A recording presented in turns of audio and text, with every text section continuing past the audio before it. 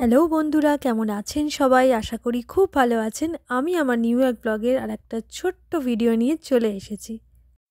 তো লাস্ট ভিডিওতে দেখিয়েছিলাম যে আমরা স্ট্যাচু অফ লিবার্টি দেখতে গেছি। তো চার্জিং বুল দেখার পর স্ট্যাচু অফ লিবার্টি দেখলাম। স্ট্যাচু অফ লিবার্টি দেখে আমরা ভীষণ টায়ার্ড হয়ে পড়েছিলাম। তো খাওয়া দাওয়া করে আমরা হোটেলে চলে গেছিলাম একটু ফ্রেশ হতে।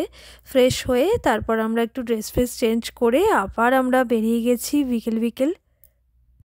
তো আমরা যে জায়গাটায় এসে পৌঁছেছি এটা হচ্ছে রকাফেলার সেন্টার। এই রকাফেলার সেন্টারটা হচ্ছে একটা কমার্শিয়াল এরিয়া। এই রকাফেলার সেন্টার জায়গাটা তৈরি হওয়ার আগে এখানে কিন্তু মেট্রোপলিটন অপেরা হাউস ছিল।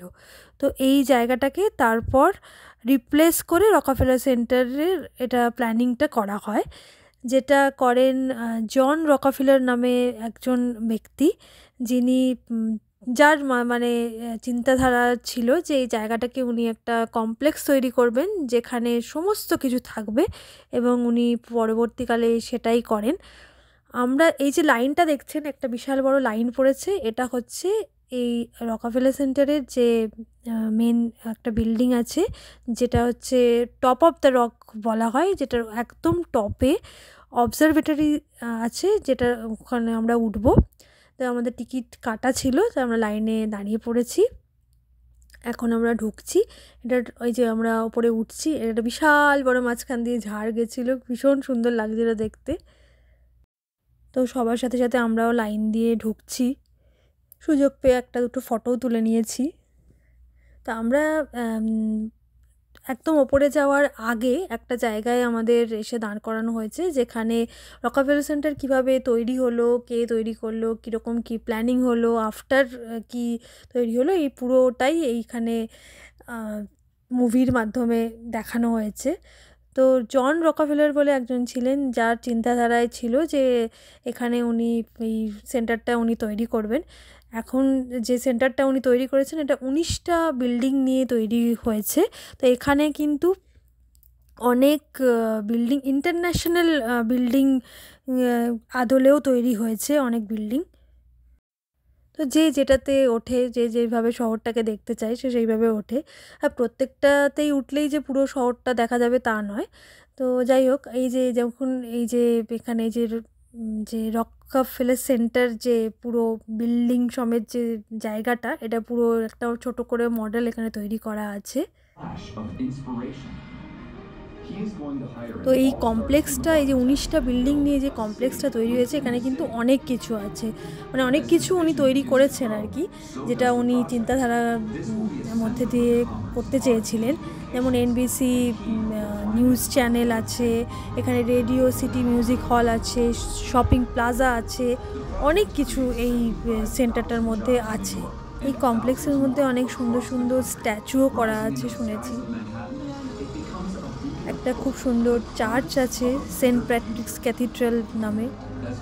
শুনেছি যে এখানে যখন এই বিল্ডিংগুলো তৈরি হচ্ছিল তখন তার ওয়েস্টার্ন সাউদার্ন যে প্লট আছে সেখানে নাকি রাবার কোম্পানি আর ছিল, আর একটা সেন্টার থিয়েটার ছিল, যারা ওই জায়গাটাকে অকুপাই করে রেখেছিল। তো তারপর পরবর্তীকালে কথাবার্তা বলে মিউচুয়ালি ওই জায়গাটাতে এই বিল্ডিংগুলো পরে তৈরি হয়েছে। তো এই রকাফেলার সেন্টারের এই যে বিল্ডিংটাতে, যে টপ অফ দ্য রক বলে যে এই বিল্ডিংটা, যেটার উপরে আমরা উঠেছি, তো এইটার দুটো জায়গায় ওঠা যায়।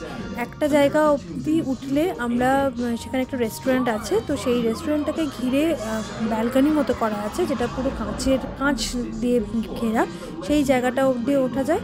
আর তারও উপরে ওঠা যায়, যেটা একদম মানে আরও একটু ওপরে বলা চলে, ওই জায়গাটা ওঠা যায়। ওটা অ্যাকচুয়ালি একটা স্কাই স্ক্যাপার।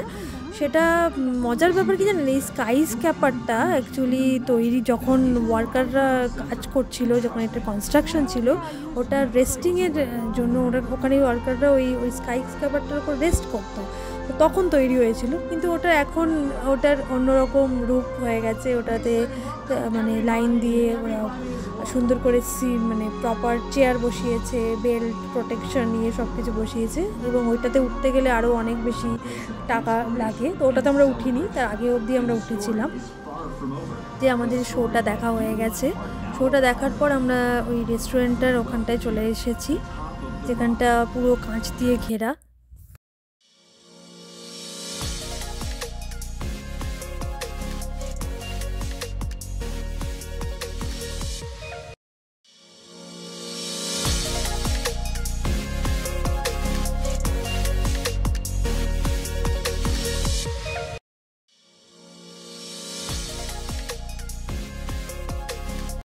তো বেরিয়েই মনটা খুব ভালো হয়ে গেছে। চারপাশের দৃশ্যটা ভীষণ সুন্দর ছিল। এখান থেকে যে বিল্ডিংগুলো দেখা যাচ্ছিল ক্লিয়ারলি, ভীষণ সুন্দর লাগছিল। সামনেই এম্পায়ার স্টেট বিল্ডিং দেখা যাচ্ছিল, আরও অনেক রকম বিল্ডিং দেখা যাচ্ছে। সব বিল্ডিং তো আমরা এইভাবে চিনিও না, বুঝতে পারছিলাম না, কিন্তু দেখতে দুর্দান্ত লাগছিল।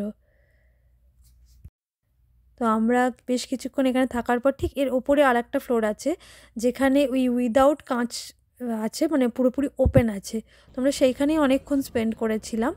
তো সেখানটায় সবথেকে বেশি ভিড়ও ছিল, একটুও জায়গা ছিল না দাঁড়াবার। সেখানে আমরা এসকেলেটারে উঠেছিলাম।